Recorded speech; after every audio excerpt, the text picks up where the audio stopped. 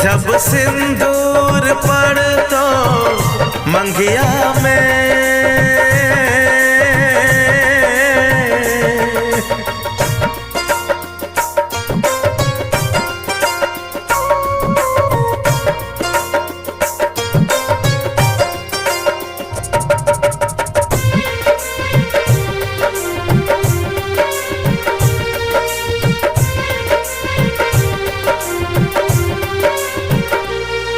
शादी के कार्ड छपेलो तब से निक लगे ने खाना गे।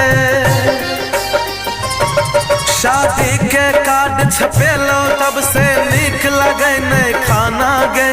तो खुश रहबी सैया झर हमरा हंसते जमाना गे हो।